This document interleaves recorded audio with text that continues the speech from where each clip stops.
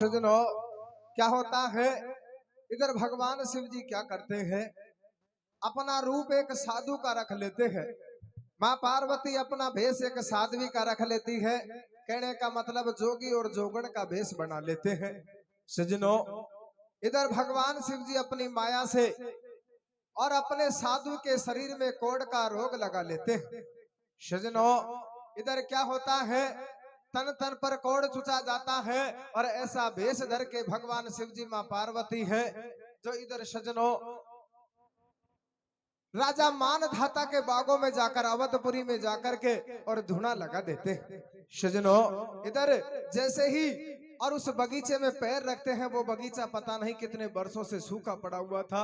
अरे जैसे ही भगवान शिव जी बगीचे में पैर रखते हैं, वो बगीचा है हरा भरा हो जाता, हरा भरा हो जाता है। सज्जनों, बगीचे को हरा भरा देख करके और जो बाग की मालन थी विचार करती है जाकर के और राजा को इसकी सूचना देनी चाहिए। तो देखिए सज्जनों, इधर मालन जाती है और किस तरीका से राजा मानधाता को सूचना देती है। क्या कहती है सज्जनों?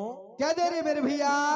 शीतल मंद सुगंध बाग में हवा चले चौबारी, बस शीतल मंद सुगंध बाग में हवा चले चौबारी, और तीतर बोल कबूतर बोले बोले को हलकारी, देख देख बगिया की शोभा राजी है गया भारी। मालन भाजी भाजी गई है, के मालन भाजी भाजी गई है, जाता ही राजा से नु कही है, मालिक बात गजब की होगी, और तेरी फुल बगिया में है तो बड़े गजब के जोगी। राजा बात मान ले मारी, और सूको है गयो बाग हरियो बे है कोई तब धारी। भैया राजा चलो बाग में ध्यायो, और देख देख बगिया की शोभा फूलो नहीं समायो। और कैसे भैया? रे गो बीच बगीचा में ठाडो, अरे मोड़ मोड़ देव ढोक पड़ो वह हरि चरणन में आडो। कैसे? भगत फिर ऐसे खेबे लागो, और मारा संग में चलो गुरु मेलन में भोजन पाजो। और कैसे भैया? अब सुन कर तेरो नाव भगत हम आए थारे गोडे। कैसे?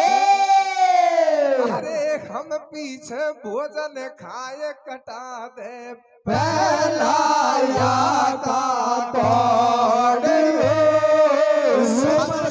भारत में चटाटे रंग रचया, ओ माला कौन वक्त के मेरे मन बचया, भारत में चटाटे रंग रचया, ओ माला कौन वक्त के मेरे मन बचया। सुनकर तेरो नाम भगत हम आए थारे गोड, अरे हम पीछे भोजन खाए कटा दे पहलाया का कोड़े। सजनो, राजा मानधाता मालन की बात सुन करके अपनी फुल बगिया में बगीचे में आता है और बगीचे को हरा भरा देख करके और सजनों बड़ा प्रसन्न हो जाता है। साधु और साध्वी के चरणों में गिर जाता है, हाथ जोड़कर राजा मानधाता कहता है कि महाराज अहो भाग्य हमारे जो आप हमारे राज्य में पधारे। अरे साधु महाराज आपसे एक विनती है। बोले क्या विनती है? आप हमारे महलों में चलकर भोजन कीजिए, हमारा आतिथ्य स्वीकार कीजिए। सुजनो, इतनी बात को सुनकर के वो साध्वी है वो राजा से कहते हैं कि महाराज भोजन तो आपके यहाँ कर लेंगे, लेकिन पहले आप 3 वचन भर दो। अब सजनो, राजा मानधाता मन में विचार करता कि ज्यादा से ज्यादा क्या मांगेंगे, राजपाट तो ये तो मैं वैसे भी दे दूंगा। सजनो, 3 वचन भर देता है, 1 2 3 वचन भर दिए कि चलो जो कुछ मांगना है सो मांग लो। सजनो, साध्वी कहते हैं कि महाराज हम आपके यहाँ तभी भोजन करेंगे जब आप ये साधु के शरीर में जो कोढ़ का रोग लगा हुआ है आप इसको मिटा दोगे तो हम आपके घर भोजन कर सकते हैं। सजनो, अब कहते हैं कि रघुकुल रीत सदा चली आए, प्राण जाए पर वचन न जाए। चाहे प्राण चले जाए लेकिन अपने वचन का पालन करना है, वो रघुकुल की रीति है। तो देखिए सजनो, इधर क्या होता है कि राजा मानधाता है, विचार करता है कि बड़ी साधारण बात है, मेरे राजमहल में वैद्य हकीमों की कोई कमी नहीं है, मैं तो इसको जल्दी ठीक कर दूंगा ये कोढ़ के रोग को। तो क्या कहता है राजा सजनो? क्या कह रहे मेरे भैया?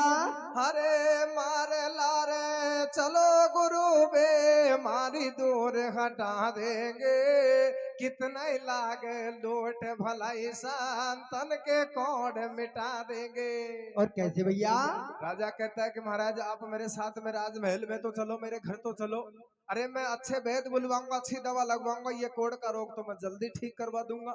देखिए सजनों, साधु राजा की बात सुनकर वो साध्वी कहती है कि महाराज साधारण बात नहीं है, अगर वैद्य हकीमों से ठीक होने वाली बीमारी होती तो अब तक ये ठीक हो गए होते, हम सारी पृथ्वी पर घूमते हैं।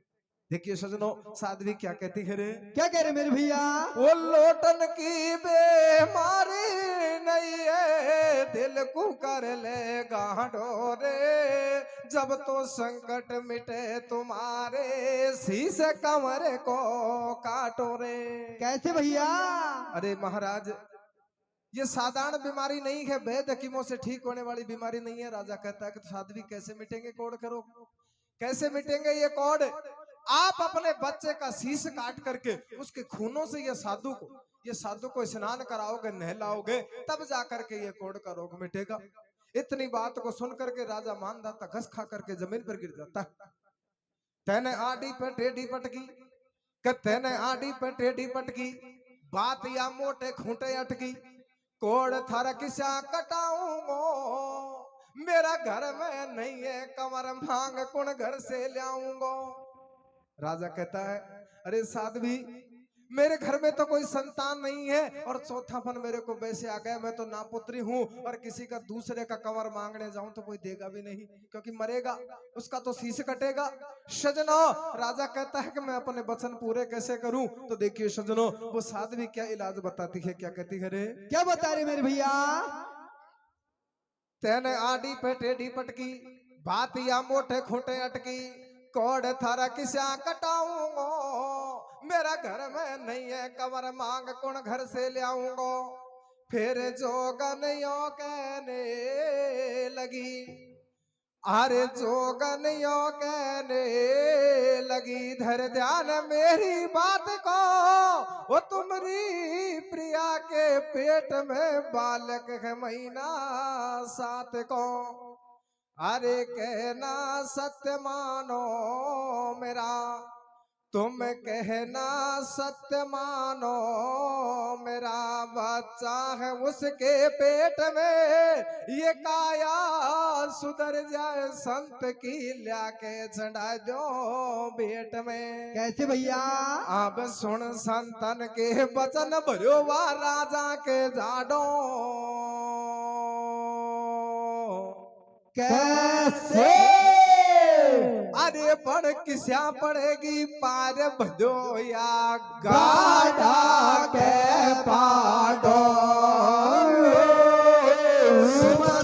पाड़न में सटाटे रंग राजया, ओ माला कौन वक्त के बेरा मन बाजया, उमर को पाड़न में सटाटे रंग राजया, ओ माला कौन वक्त के बेरा मन बाजया।